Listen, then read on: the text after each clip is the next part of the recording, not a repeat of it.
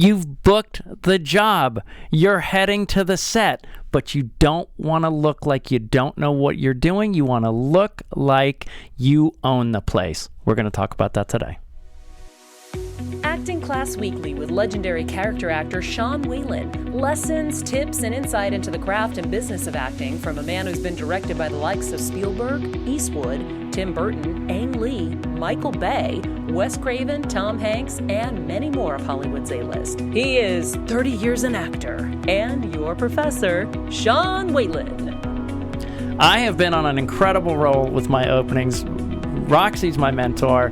This time I got a little, a look of, can you clarify what you meant? Well, because you're right, and I like that you've been expanding the intros so people know what they're teasing and tuning in for. But when you walk into a place like you own the place, I feel like that you might come cocky. Yeah, like Spielberg might look at you and be like, "Do you own this place? Yeah, little peasant girl." I guess it's an old term. It doesn't actually mean that you own the place. That it's an kind of allegory to, is allegory the right word? But it's an allegory to analogous, right? Analogous to, you're comfortable here. You don't, you're not gonna be, you belong here. You've been invited here. You belong here, so and you it's kind of like you that. Belong. Yeah, you kind of look like you belong. But that's the old phrase. It's basically saying, don't walk in nervous, scared, sticking out like a sore thumb, like I don't belong here. Walk in like Lizzo. Walk in like Lizzo. We were talking about who hates Lizzo. Anyone who hates Lizzo, please don't listen to our show. I'm kidding. We have no Lizzo haters here. No Lizzo haters. I mean, we were literally talking about, my daughters and I go, from the youngest of kids to the oldest of men and women. I don't know anyone who goes, ugh, I don't like her. Yeah. But, she's a very, walk in like Lizzo. Right?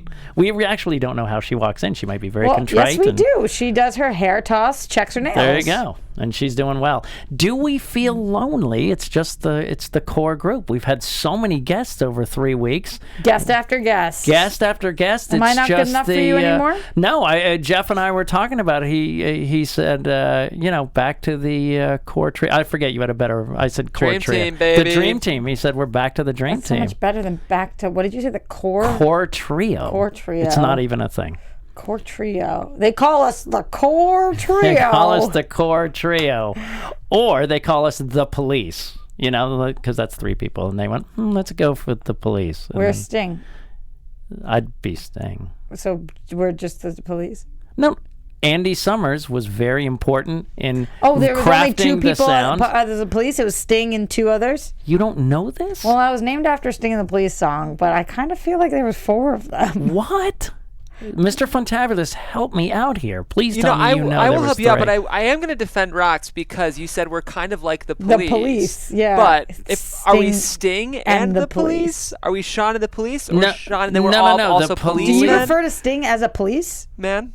Well, he's when he toured with the police, it wasn't Sting and the Police. It was Sting and the Police. No, it was not. Now it's Sting and the Police? Never was.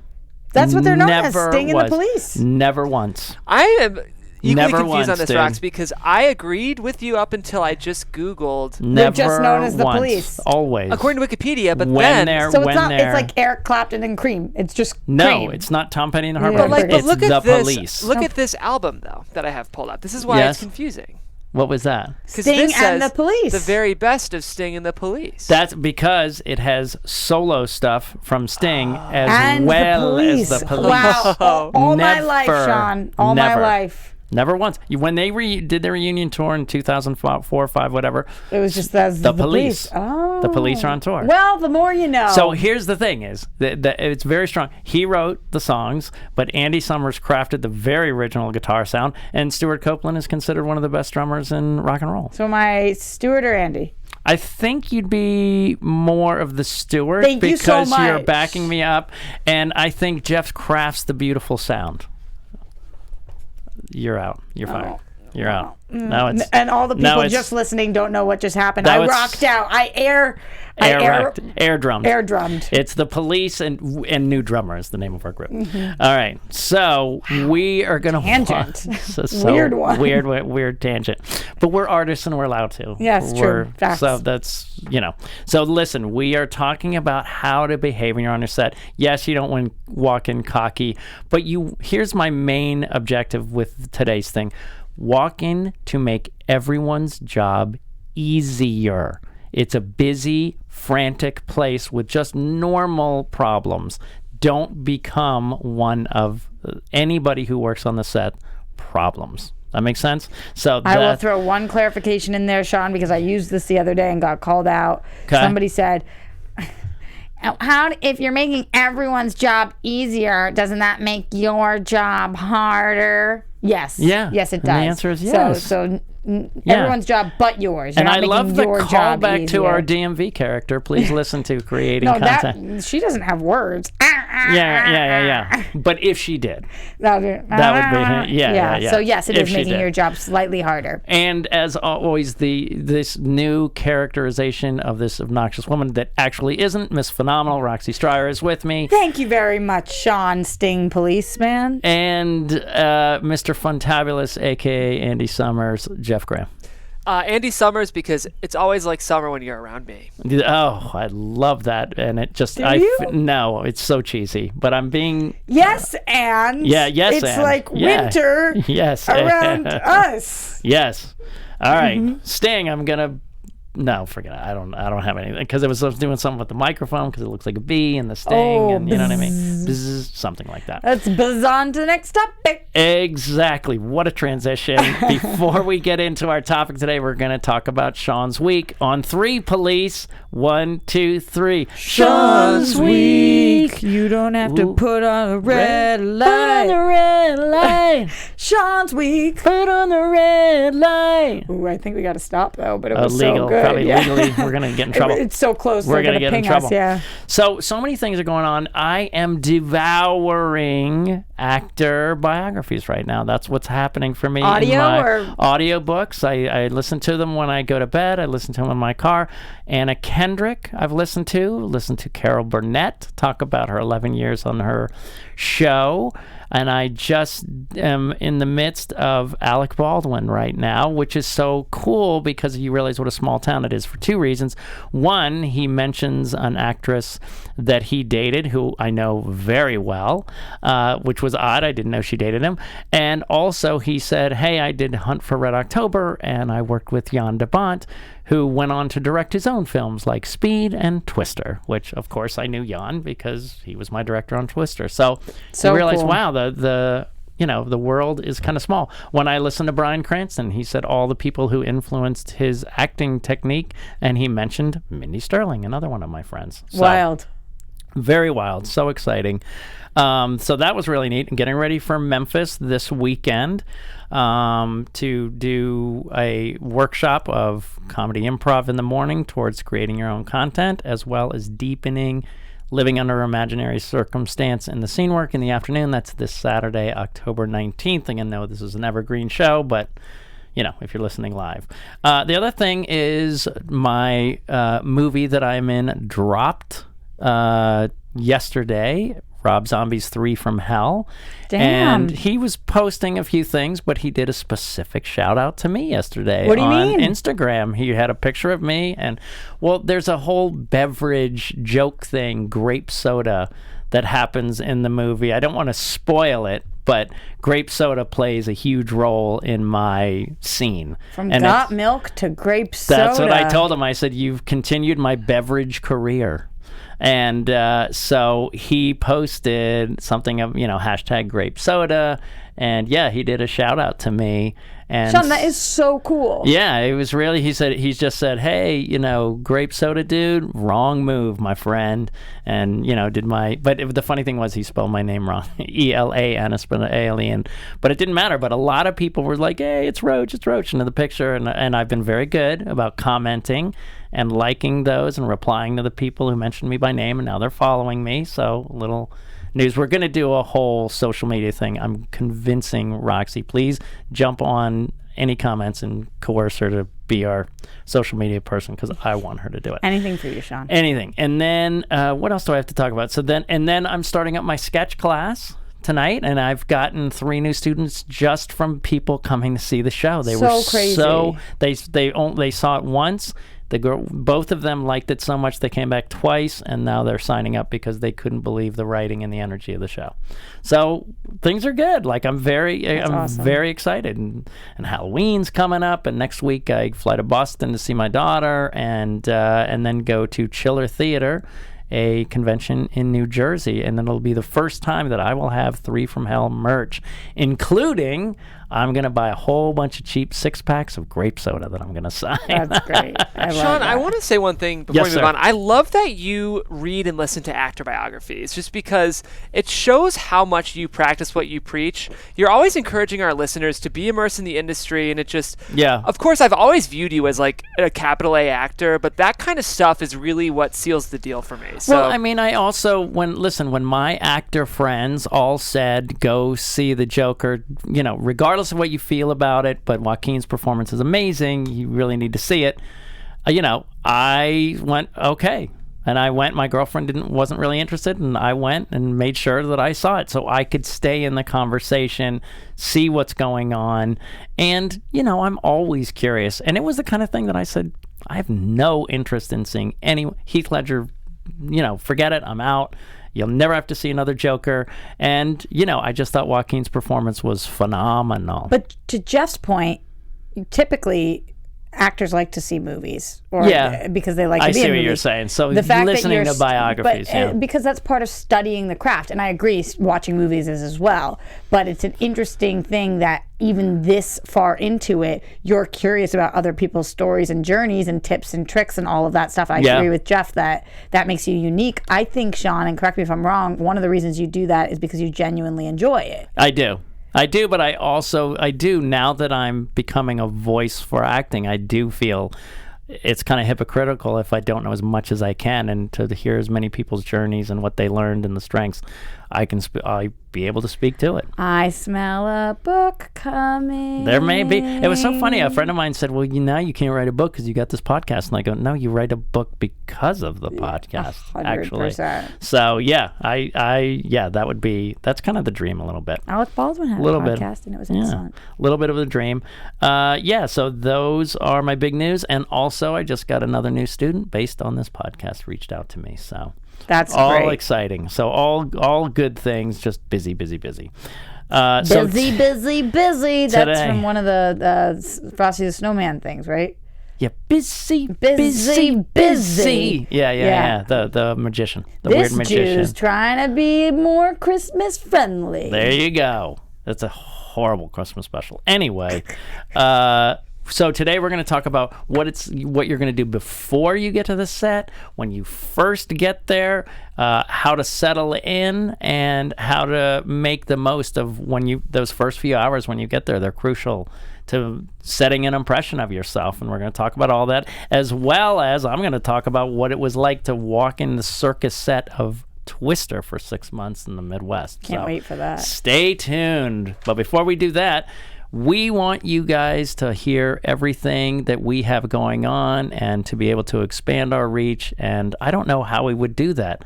Do you, Roxy? I do. Something that you guys could do that could really help us out is rate, comment, subscribe. So right on top of the music. Yeah, the music is excellent. Why do you do those things? Well, when you rate and you subscribe, it helps us with those algorithms. The stuff Sean and I are so good at as mathematicians. But really, it does help the community grow and helps people find us, which we really appreciate. And when you comment, we know what it is you guys want us to talk about, which is really helpful because we try to plan our lessons towards that when you guys are curious how to create your own work or what to do on a set or headshots, reels, all of that stuff, what to put in there, what not to. We've gotten that all from your comments. So thank you for doing that. Also, every week, I give shout outs to the people who do write comments. Okay. And that's another reason to write it. You can hear your name and comment live on air. I have given some to our amazing Jeff Graham in the booth, and I think he has them for us. If you could read a couple comments, Mr. Funtabulous. Yeah. I sure do. So, the first one one comes. These are actually comments that we got on videos. The first one I'm going to read to you is related to last week's Acting Class Weekly. Mike Kling says, weekly highlight for me for sure. Which is great. That weekly is highlight. nice. So a weekly talking highlight. about people who come in every single week. So yes, we are evergreen, but also watching us live, it's helpful, especially as the industry is always changing. You want to be on top of it. Totally. And then, Sean, surprise for you. Sean made another network appearance last night on our sister network Popcorn Talk. Yes, I did. He was briefly talking about a movie called The People Under the Stairs, a movie that you were in. Yes. And a movie that we covered yesterday on a wonderful show that our sister network Popcorn Talk produces called Guilty Movie Pleasures. Yes. And William Lowry had a comment. This was an amazing episode. Love this movie, and was cool y'all managed to get Sean Whalen to come on for a little bit to talk about his experiences working on the movie. Wow, It very was cool. cool. We managed to get Sean Whalen. Very cool. We did. So again, rate, comment, subscribe, thumbs up, 5-star wherever you are, and your comments will be read live on air. Very Thanks cool. for the help, guys. Thank you very much. We managed So to that get was Sean a surprise. Whalen. Yeah, you did. I didn't That was want you to very know you were cool. going to read a Guilty Movie Pleasures review on I air. loved it. So cool. I love it. And we didn't talk about what we normally talk about, the elephant in the room, the comfy sweater. I got to say, though, more than the sweater, I'm loving the green on you. Really? Yeah, that's a really good color for you. Really? See, I went and got like basic T-shirts to wear under my suit jackets and things like that for this show. Usually you know the blue because the eyes. blue, and you right, pull that pop. trick, but this is a more subtle. Like you're not saying Still an eye pop. You're not saying I know I have blue eyes. I'm in a blue shirt. Look at me. This Right. is saying like I do have blue eyes, but I also have- green looks good on me. And could you pass me the stew? Yes, please. Because it's not too much. 'Cause It's you're not- casual. Yeah, You're yeah, cool. I'm casual. And I'd like a biscuit with that as well. But also please. But also, please, Yeah. as always. I'm so cool. let's dive in. So anyway, the comfy sweater. Why the comfy sweater? Because you want to be comfortable on a set.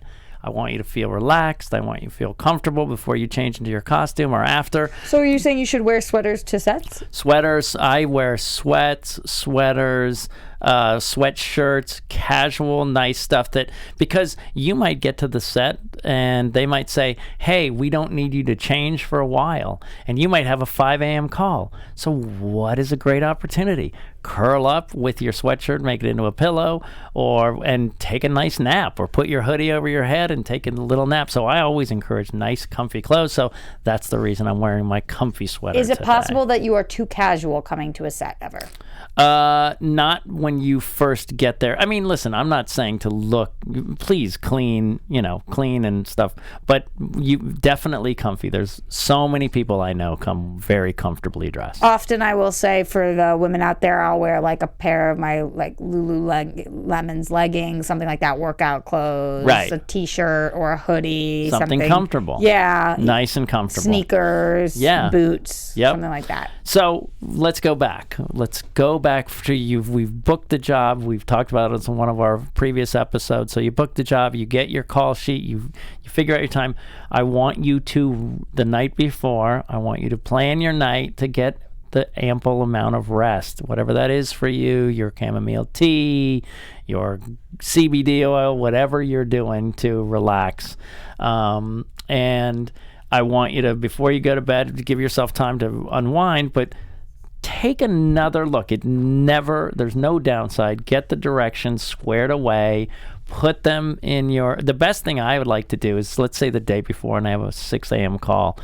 If I'm up or around that time, or I'll even set an alarm sometimes, I'll do a Google map or a Waze or something like that to see how long it says it will take, at that time. So I can plan to have that. And then once you figure out how long it takes, add another 15 to 30. I do that as well. And the other thing I do is I Google, this is for people in LA, I'm sure you can do it in other cities too, LA road closures. Okay, yeah. And I'll see if the next day, because we have so much construction going on all of the time. Right. So, if Barham's closed and I'm going to be screwed, I need to know that I got to leave myself 20 more minutes to go around and take the 5. Yeah. Get all the info you need to know as much as you can, obviously. But there may be mistakes. There may be unforeseen things. So that's why you add that extra 15. I would say add an extra half hour. There's literally no downside to being there early. You may not be able to get in your trailer or your holding area because you're a little too early, but that's fine. You can chill in your car. At least you're there. Also, if you have one where you're going to be signing a contract or financial paperwork, you need a passport. You need a copy of your passport. They say you can bring it, but what that means is usually they need a third party to fill it out in front of you and sign it. Well, no PA that's signing in a bunch of people at once usually has that time. So they have you fill it out, they'll look it over and sign it, and then all you'll have to do is just give them a nice printed color copy of your passport that has all the pertinent information. So I used to carry like 5 or 6 in a backpack for all my bookings because you always need it for your I-9, which is proof of citizenship. For people who do not have a passport, there actually is another option. You have to look into what it is, but I believe it's your Social Security card and your driver's license. And your driver's license. And if you don't have those things, there are it's a list of you need things from column A and B. Passport is obviously the easiest, but make sure you have that set away before you get there. Good point. I went around and I asked, and I've done this for a while, when I went to makeup departments and I went to costume departments, I said, what's the advice you would give someone before they came to a set? And this is where the bar is, ladies and gentlemen. They just said, please take a shower. Just be clean. That's all we ask is be clean. Can you imagine they're trying to do your makeup and you've got or hair and you've got incredibly dirty hair, you've got horrible BO, they're trying to put makeup on a greasy skin that you haven't really washed in a while. I mean, this makes everything harder. I mean, it's insane that that's what they told me to do, but it's the most basic levels. Just be clean, folks. For people with longer hair, specifically the women if you're getting your hair done, but for men with longer hair as well, what I will say has been asked of me is to wash your hair the night before. It's very hard for things that you wash your hair that day to hold anything that they're trying to put. So you don't want it to be, you want it to be clean, but you would like it to be completely dry from the night before, and it's easier to style. So when you get up in the morning, you can throw it in a scrunchie or a hair tie, and then they'll deal with it. But it's come with dry clean. Hair to set. And it's going to be clean enough from the 8 before. to 10 hours that you. Okay, that's good. And then from the costume department, they literally asked me, "Please wear underwear." Mm-hmm. I mean, and I was like, "Come on, you got to be kidding me!" And they said, "No." So many people will, they'll have to do changes quickly and stuff, and they don't wear underwear. And they're like, first of all, it's unsanitary for all our costumes and for us. And then obviously clean underwear. And just wear underwear that you don't care if someone sees you in. If you're involved in theater, you don't care. 95% they leave you alone, let you change. You're usually in your trailer, but if you're on an independent where they don't have a trailer, you might have to just go behind a little curtain, and sometimes that curtain has a gap in it and people see you. Just nice clean underwear so you can change comfortably. Sometimes Spanx is good for women. So a couple quick follow-ups for the women out there. No show underwear is something that you really want to look into, depending on what they're having. So that's where you can't see the lines through what you're wearing, because a lot of times they'll have kind of like Spanx, right? No, because it doesn't suck you in. It's just you can't see the line of the underwear because you don't know. If you know what they're putting you in, you can wear underwear accordingly. But sometimes they change you day of, or that's happened to me a bajillion times. Day of costume change. I always also bring a extra bra in my bag, different than the one that I'm wearing. So like a strapless, just in case they end up doing something else and they don't have something. So the bra that you're wearing is strapless. So backup underwear, backup bra. Yep. Usually they'll have something there for you, but it might not fit you in the way that you want it to. Right. So, these are just clean and clean. It's literally your mom is letting you out the door to go to school. Be clean and have undergarments on. Be clean and have underwear. One more quick question about wardrobe, Sean. Yes, sir. And you might be getting to this, but if I am asked to come to set with a specific look that I'm bringing, I shouldn't wear that to set. I should bring it to set. Good point. Yes, if you're doing an independent movie. So when I did that independent movie, I'm actually going to go to a Brooklyn film festival, I think I mentioned on my last show, next Saturday night, week from this Saturday. And it was shot at UCLA, and I brought a bunch of clothes. And what I did was I knew he wanted dark slacks, so I wore the dark slacks. Just because I knew we were only shooting for a few hours, and then I brought a bunch of different shirts. But if it's a long drive and you may not be shooting for a while, yeah, wear your comfy clothes and just bring that stuff, bring it to the costumer. They're going to approve it. They might want to steam it, iron it, and stuff like that too. But it depends on how low budget and how quick you're going to be working. Like I said, I knew we were literally meeting in the parking lot and walking right to our locations at UCLA campus. So that's fine, but he needed an option of shirts. If they've asked you to bring your own look, I would take a picture, send it to them, make sure you're on the right track as well, get them to clear it, and then still bring an extra one just in case. Yeah. Because it might look different. Right. So great question, Jeff. Yeah, very good. I always bring a backpack with all this stuff. How do you? Am I right? Yeah. It's so funny. Is that what so you do a backpack? So this is what I do. A backpack. You can obviously it does not have to be a backpack. It can be a bag. It can be like a briefcase type bag. It can be a mini, overnight bag, whatever. But I like to have these things with me because it's almost like you're going on a trip. You're just not spending the night. Yeah. Because you're there 90% of the time for a very long time. And I like to bring, first of all, a few good pens to do all your paperwork. That's the paperwork, the contracts we're going to sign. We're going to talk about that in a second. Don't forget chargers for your phone if you're going to be doing business. Sometimes you're going to have downtime. I used to write scripts on sets or take care of my social media obligations while I was on set. And you don't want your phone to run out. You might be hearing, something about another audition for the next day. So you want to have your phone and your computer, if you bring it, properly charged.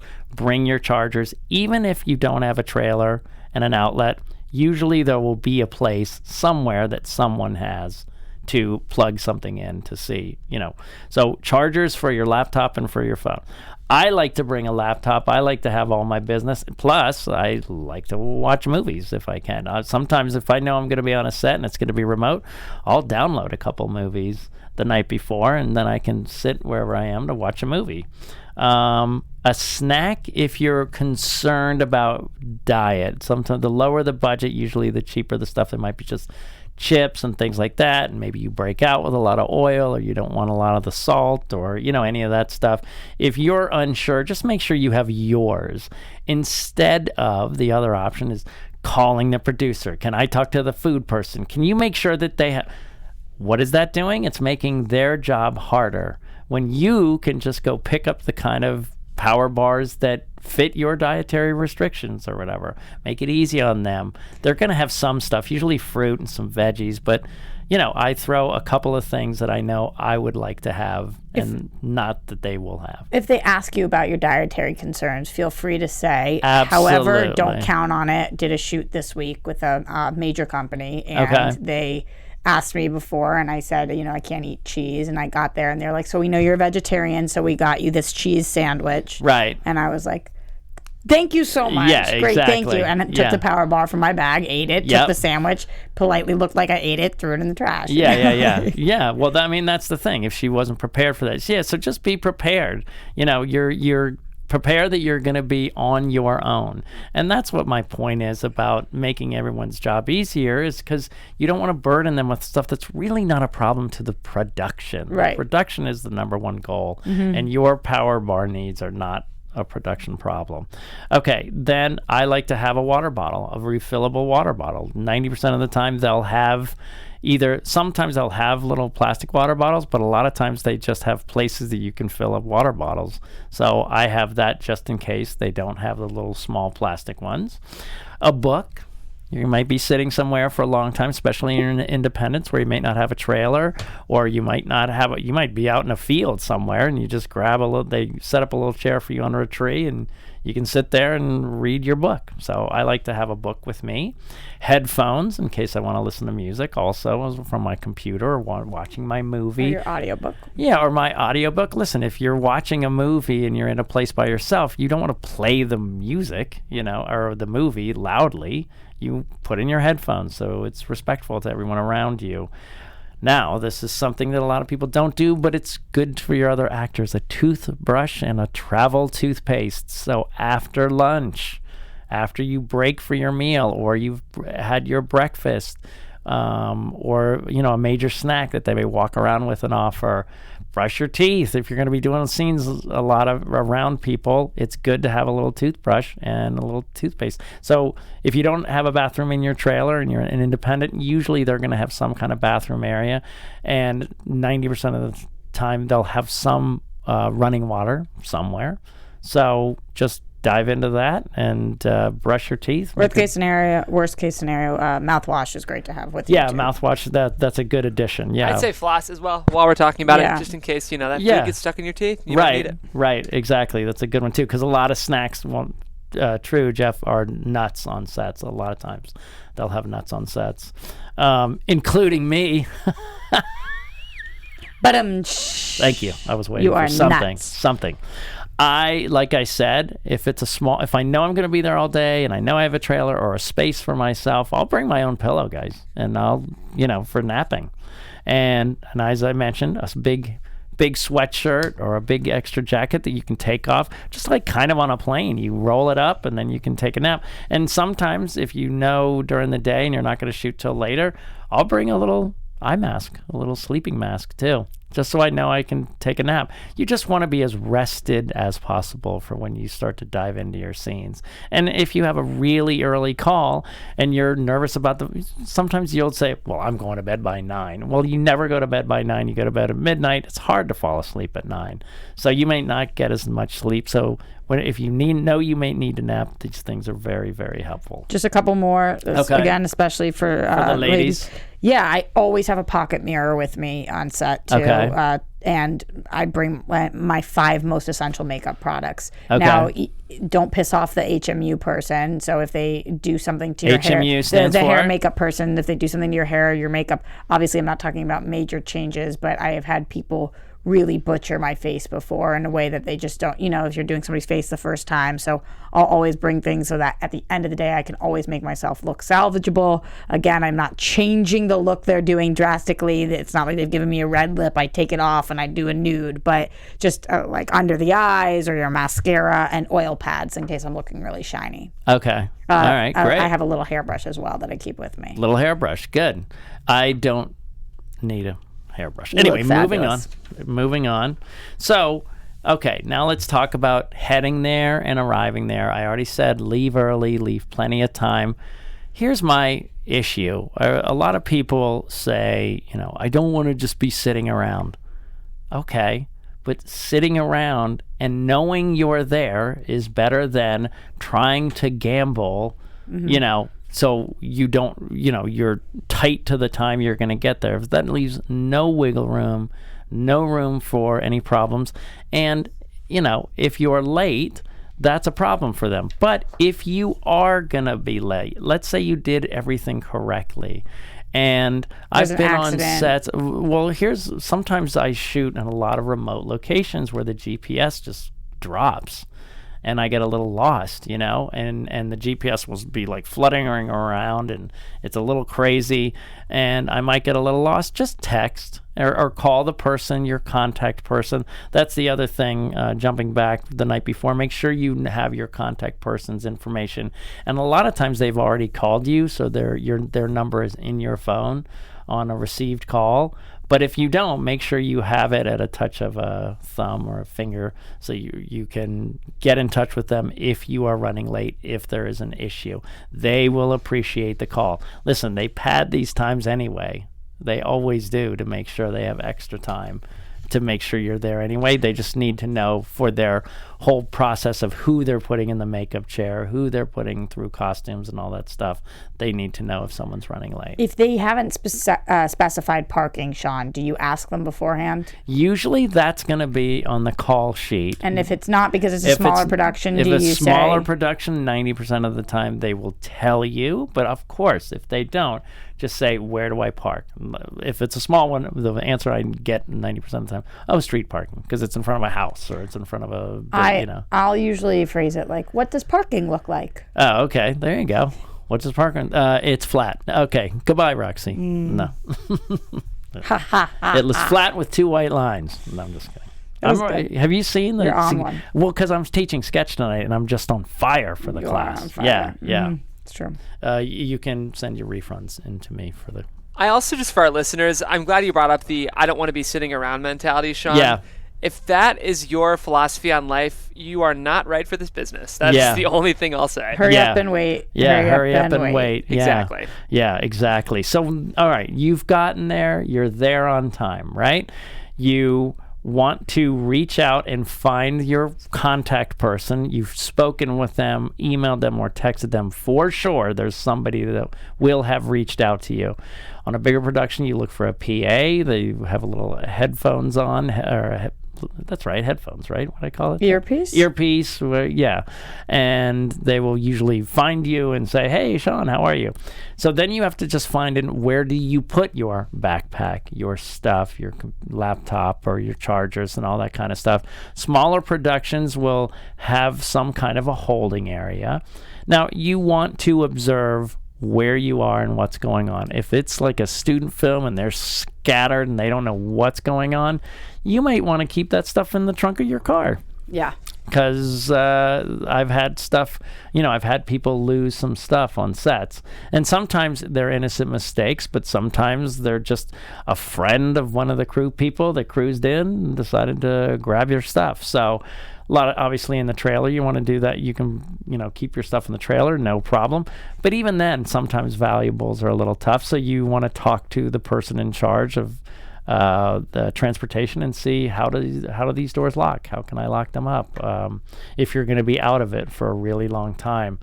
So find a place to store your stuff. If you get into a trailer, make sure you know how to turn on the heat and the air. Don't let anyone leave until, if a PA walks you in there and you realize how to do it.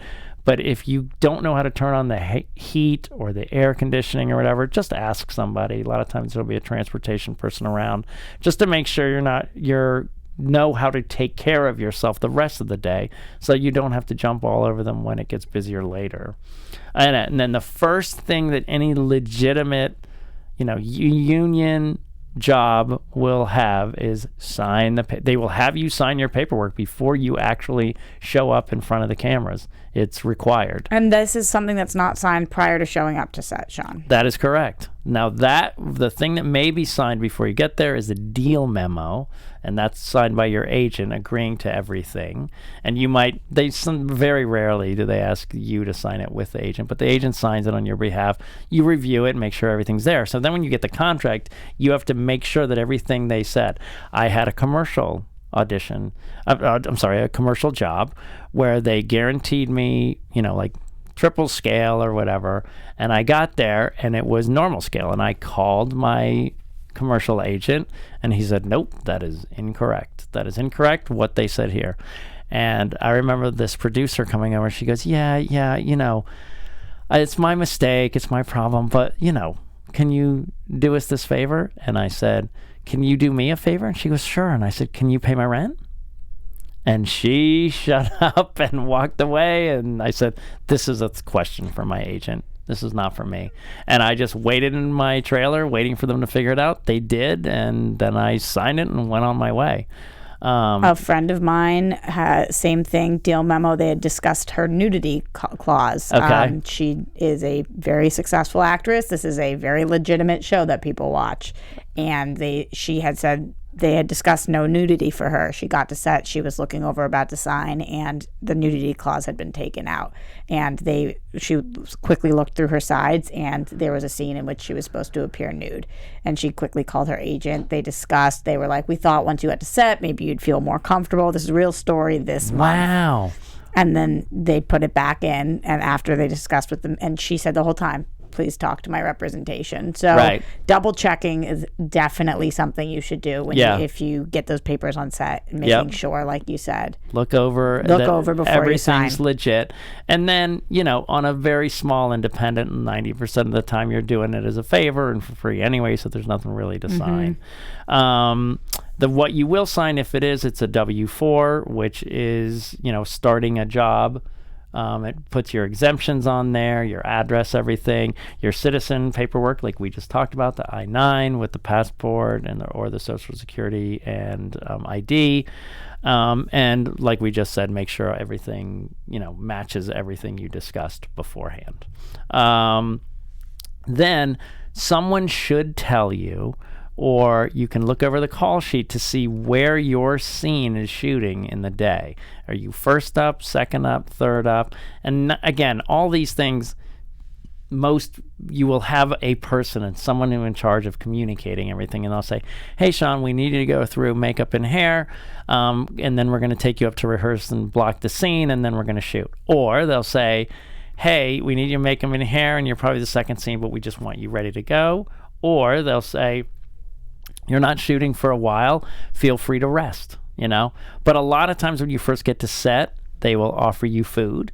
You will go to get breakfast, no matter what time of day it is. If it's the first thing in the morning or the first shot of the day, even if it's at 4 p.m, they'll serve you a breakfast, which is the first meal. So coordinate with them and say, hey, I want to do makeup and hair. And then you can politely say, can I eat breakfast? And they said, yeah, you know what? You have 15 minutes, go do that. Or they can bring it to you in the makeup chair. So just coordinate and be polite. Obviously, don't try to chew with your mouth closed, and don't pick things that are super messy and require two hands to eat. It's very difficult. Try to get something like a breakfast burrito if you're sitting in a makeup chair. Just, again, try to make it easy for them. Or a bowl is that they can do stuff and you just have a little spoon eating a bowl of something. You'll get your food, and then you'll go to makeup. And with makeup, I said, clean, washed, but make sure you tell them anything that's specific. Most of the time they'll ask, but if they don't, just say, oh, I have a rash, or I have a cold sore. Like, I'll get cold sores sometimes with sunburns and stuff in the sun. Or I actually use Rogaine, which is for your bald spots, so it doesn't get huger. And if there's a young woman of childbearing age, you might say that's not good for that minoxidil is not good for people who are trying to get pregnant. It may cause birth defects. So just communicate right up front about anything that the makeup person needs to know. Know your face.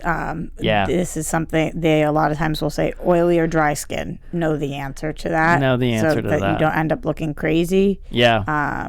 And I know that a lot of different people have different skin things. Yeah. So just make sure that you're communicating that. Just to echo, I think that's a great point, Rox. And one of the things that Sean often talks about on this show is just people stereotype actors as being the most vain, but in a lot of ways, I think acting is the profession that requires the least amount of vanity. Yeah. Because if they're asking questions like oily or dry, however you feel about your skin, you have to be honest. Or if they ask for your weight or your body type, you are an actor, you're on camera, you have to be forthcoming about these details, because you don't want to get to set and your clothes don't fit. Or we've gone over this before, but it's just I think it's worth reiterating. Yeah, I agree. And 90% of the time, they want you, let's say if you have a pullover shirt or top or blouse, you should wear that when you go to the makeup trailer. You could stay maybe in your sweatpants, but you must have that shirt on if you're going to be pulling it over your head,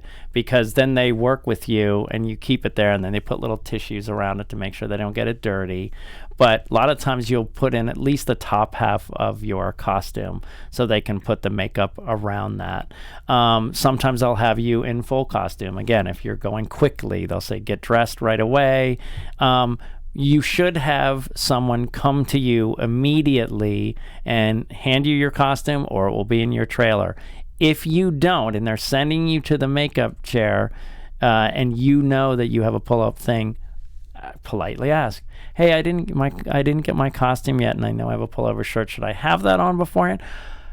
Sometimes on the smaller things, the PAs are just like, oh my God, thank you so much. Yeah. That helps them. It helps them alleviate mistakes, because if you know you can help them out and you don't, then all of a sudden they have a problem later. They might be embarrassed by the makeup person, and you don't want to do that. You want to keep everything running smoothly. So then what I do is, and be prepared for this, and I didn't write this down, but I thought about this on the way over. Be prepared, guys. Sets are the most open places in the world. People love to share their lives. Alec Baldwin mentioned it as like this instant family, almost instant. So I remember I walked out and I called my girlfriend and I said, yeah, it was really nice. She's really nice. She's going through a hard time though. She just got a divorce and her teenage son wants to live back east with her father, but she doesn't. She's like, my God, you were in there for 10 minutes. And I go, oh yeah, that's so, people are very open. So just know that people are open and friendly. And if you're not, that's okay. You can be quiet or whatever, but just know that people are very open and friendly. Adding on to that, be incredibly careful because, Sean, going back to what you said at the top of this, it is a very small industry. Yeah. This is not the time to talk poorly about anybody that's in any part of the industry, because like you said, it is very open, and sometimes you feel like you're closer with these people than you are, and all of a sudden, but no negativity or trashing, only positivity. Hey, I happened to be on a show. I was on Special Unit 2. I was kind of confused the way it was going. I had a lot of tough monologues, and I would bitch and moan. It was my first series. I didn't really know, and I thought, well, they're my good friends, the ladies in the makeup trailer. And I got a call from the producer, and I think I mentioned it on the show, and he said, are you unhappy? And then I went, what? And it's because I was talking a little smack in the makeup trailer. So yeah, and even if it's about a completely different project, yeah. You never know. This happened to me the other day. So you never know. And that's not just with people. It's also just in general about projects. If you didn't like Joker, keep that to yourself because someone might have worked on it. Yeah, especially true. when you're on a set. In that chair, yeah. So then what I like to do is write down everyone's name. I leave the makeup trailer, and I will go on my phone immediately, write down the ladies' names because they appreciate them remembering them later on. And people you're going to run into, I'll write down the PA because I know I'm going to see him or her. Or same with the makeup trailer, same with the costume people. I try to remember their name. And then when I get on set, I try to do that as well. So especially if you're going to be there a few days, man, it makes a difference when you walk in the next morning and you're like, hey, Jim, hey, Shelly, hey, Pete, Mm-hmm. So I think that's a really, really good idea. Then just be prepared to wait. And that's what we said. You wait until, if you're blessed to be able to go. NYPD Blue, I got there in the morning. They put me right through makeup and hair. I went and rehearsed. We shot from 8 to 12, and I was out of there. So that does happen. But sometimes you wait.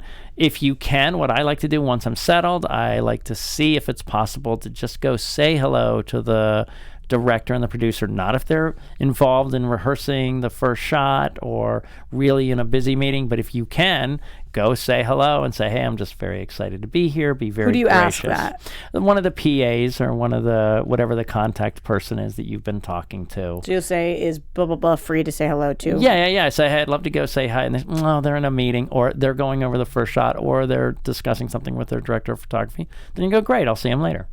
But if you can, why not? It just shows that you're excited to be there and happy to be there. I always try to go up to set and see them. So here's to manage those first few hours.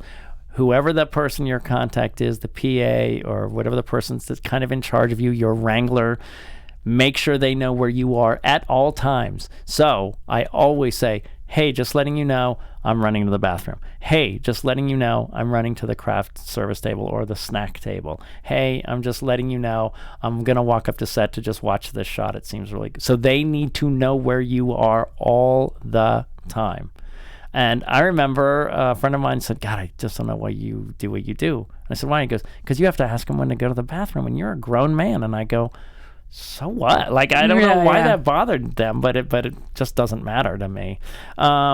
Then just take your time, relax, go over lines, whatever you need to do. If you're stressed out about your lines, go over them, But what I like to do is to walk around and network with your other actors. Again, I'm not saying go bother a bunch of people. I'm saying organically start conversations with nice people. A lot of times, once the makeup department is done and they send everyone out, you go in there, say hello, and I've sat there for a while just talking to the makeup and the hair ladies. Sean, if you're on a smaller set, what about watching? You can watch, but just make sure you clear it with the director, the assistant director, usually the assistant director or PA, to just make sure you're out of the way. If you hear, all these people who have directed their own movies, man, they shadowed. That's called shadowing, as watching the director's work. Right. They watched forever to see how it was done. Bradley Cooper just said he went to the editing room. He talked to the light guy, the sound guy, the camera guy, just watching and observing. Plus, it's great network and it's a great education for free. Simple tip, make sure if you are in your wardrobe and you want a snack, be very careful. What I like to do is sometimes I'll bring my hoodie with a zipper and I'll zip that up and just make sure that you're not going to spill anything on your wardrobe. So just be very careful about that. And like I said, go out and network and meet people. So that is how it was on a set. But let me tell you about how it was pulling into the huge circus that was Twister in 1995. In the summer of 95, we would wake up early and roll into a van at like 5 in the morning and sleep in the van all the way out to some remote field. And then it was crazy. Which state are you in? Oklahoma. And it was like a major circus. There was tents everywhere. There was a helicopter. It was just tons of trucks. It was just crazy. And we'd check in, and we knew our people. And then I would go. I had it's called a honey wagon. It's just like a little tiny room, 3 foot by like 8 feet, tiny room with a bed in it. But it was really cool because Philip Seymour Hoffman and Alan Ruck had things called half bangers, which are a full trailer and they're cut in half, but they each had nice little rooms with TVs and stuff. And Bill Paxton and Helen Hunt would, depending on the day, one of them would invite everyone in their room to hang and watch a movie, because we had to wait a lot on that movie, a lot. And we would go and hang out in their trailers and watch movies or play poker or, just hang out and talk plays and things like that and talk about where we wanted to go antiquing that weekend. I remember on a pig farm, my favorite story, a friend of mine who was doing med school in Iowa, when we moved up to Iowa, there was a pig farm, and man, it really, really stunk. And he came to set, and we walked into the craft service table, and there was a blueberry muffin sitting there with, little blueberries on top. And I reached for it, and all the blueberries flew away because it was actually flies all over it. And I remember my doctor friend picked it up and ate it, Dr. John Thompson, San Diego. Shout out to my friend. And I said, "What are you doing? That's so gross." And he said, "Listen, I'm a doctor. Our bodies can handle all the bacteria. Unless you see like smeared feces on this thing, you're going to be fine." And he ate it and he never got sick. And but it's just a gross thing. And I remember that being on that pig farm for sure. And and it was so hot. And as the day got hotter and hotter, the stink just got worse and worse and worse. So you were like, how many days were you on the set? This pig farm, probably about 5 days. So we would just run in between people's trailers to watch the movies and stuff like that. So, it was a completely different experience. And then they had really nice catering. If you were stuck in the hometown an hour away and you weren't shooting that day, you just had tiny little, restaurants there, but they always had nice catering. And I remember 4th of July, they had just amazing spread, including an ice sculpture in the food tent for 4th of July. It was really fun. So that's what it was like coming to that set every day, rolling out of your van. And I had my same Bugs Bunny t-shirt and my little compass and my backwards baseball hat that I wore every day for 5 to 6 months. So that's how it was there. And depending on the day, you'd get a couple smudges because you were helping Aunt Meg out of the house, or but it was easy for me because I have pretty fair, even skin, and they just didn't do a lot. They don't do a lot for guys, especially when we're shooting outside. So that's what Lucky it was you. like on Twister. But it took me a while to feel like I belonged there. So like Lizzo. Like Lizzo. Walk in, feel confident. Don't be cocky like you own the place, but be comfortable and help these people get their jobs done easily. Don't be difficult. It's real important. And speaking of difficult, Roxy, where can we find you? Everywhere at Roxy Striar. Mr. Fantabulous. You guys, I can be found anywhere at Jeffrey C. Graham, and I gotta say, such a fun show, Sean. It makes me, I haven't been on a set in a while, and it makes me itch to get back on. Yeah, totally. Great show. Exactly. And I'm at That Guy SMW on Instagram and Twitter, and you can join my group on Facebook, Sean Whalen Peeps. Our founder, Keven Undergaro, and me, Maria Menounos, would like to thank you for tuning in to AfterBuzz TV. Remember, we're not just the first, we're the biggest in the world, and we're the only destination for all your favorite TV shows. Whatever you crave, we've got it. So go to AfterBuzzTV.com and check out our lineup. Buzz you later. The views expressed herein are those of the hosts only and do not necessarily reflect the views of AfterBuzz TV or its owners or principals.